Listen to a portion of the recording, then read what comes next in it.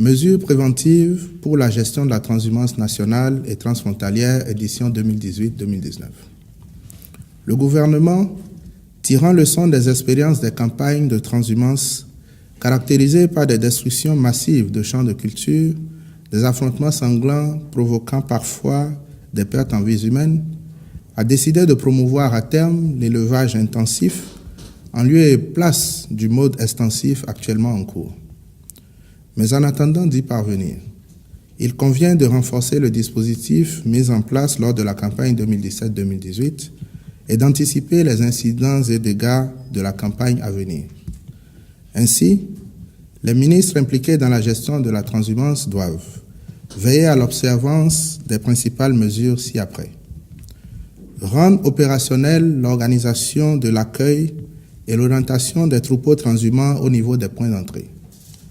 Réactiver les comités départementaux et communaux de transhumance. Faire libérer, en liaison avec les collectivités territoriales, les sites d'accueil et procéder au tracé et ou au réajustement des couloirs de passage des troupeaux transhumants. Sensibiliser les populations sur les comportements à adopter pour une campagne apaisée. Renforcer les équipes chargées de surveiller les transhumants en vue de prévenir tout incident au cours de leur séjour. Pour ce faire, le Conseil des ministres a autorisé le renfort de la police républicaine par des unités de l'armée dans les communes concernées.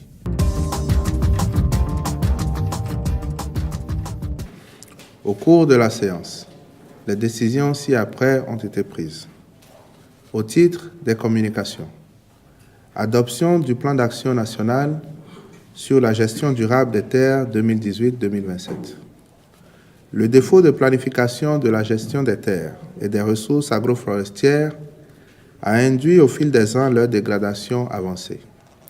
Ainsi, en l'espace de 35 ans, notre pays a perdu environ 48% de sa forêt dense. Celle-ci ne couvre désormais que 0,29% du territoire national. Une telle situation est de nature à provoquer de plus graves dégradations physiques et une vulnérabilité accrue des écosystèmes face au changement climatique si rien n'est fait. Prenant la mesure de l'enjeu sur l'environnement et en vue d'y remédier durablement, le gouvernement a initié en février 2018 un atelier qui a regroupé des acteurs spécialisés d'origines socio-professionnelles diverses.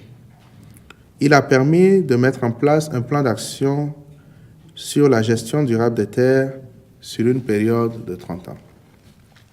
La mise en œuvre du dit plan, qui est national, permettra, entre autres, une appropriation et une intégration effective de cette problématique dans les investissements couvrant plusieurs domaines.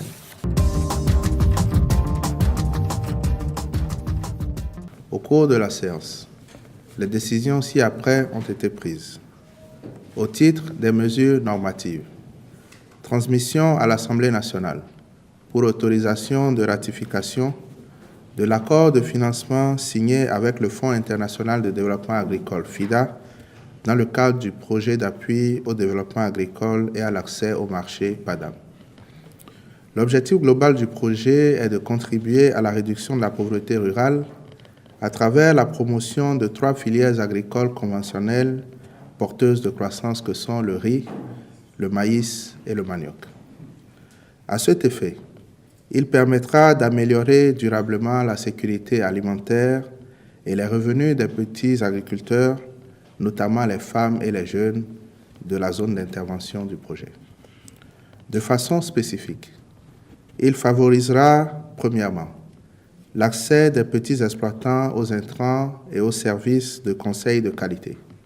Deuxièmement, le développement des infrastructures d'irrigation et l'installation de marchés. Troisièmement, l'appui aux investissements de transformation et de commercialisation. Et enfin, quatrièmement, le renforcement de la capacité des organisations professionnelles à fournir des services efficaces à leurs membres.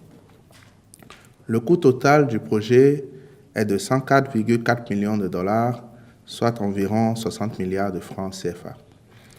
Le présent accord de financement, soumis à ratification, porte sur un montant total de 17 475 millions de francs CFA dont une moitié en prêt et l'autre moitié en don. Le reste du financement est pris en charge notamment par le Fonds OPEP pour le développement international, d'autres institutions financières, le budget national et les bénéficiaires.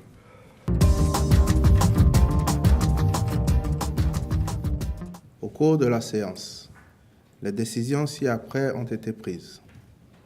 Au titre des mesures normatives, transmission à l'Assemblée nationale pour autorisation de ratification des accords de prêt signés avec la Banque africaine de développement BAD dans le cadre du financement partiel du projet d'aménagement et de bitumage de la route Djougou-Peunko-Kéru-Banikwara. L'ambition du gouvernement, à travers la réalisation de cet important axe routier, long de 209,68 km, est de contribuer à la croissance économique et au renforcement de l'intégration régionale. Ainsi, la mise en œuvre du projet favorisera notamment l'amélioration au niveau de service de la route, le désenclavement de grands bassins de production agricole, le renforcement des échanges commerciaux et de la sécurité alimentaire.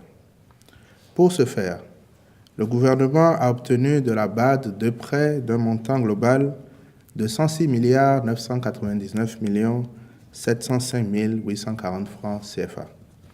Cette somme, en plus de l'aménagement et du bitumage de la route, servira entre autres à la plantation de 5 600 arbres, l'aménagement de 152 km de pistes rurales, la construction de 18 forages, la construction de 12 013 mètres linéaires de clôture, la réhabilitation de 18 infrastructures socio-communautaires, la réhabilitation de 9 infrastructures marchandes, l'appui à 50 organisations de femmes en vue de la construction de retenues d'eau pour le maraîchage, la mise en place d'unités de transformation de produits agricoles et de hangars de stockage.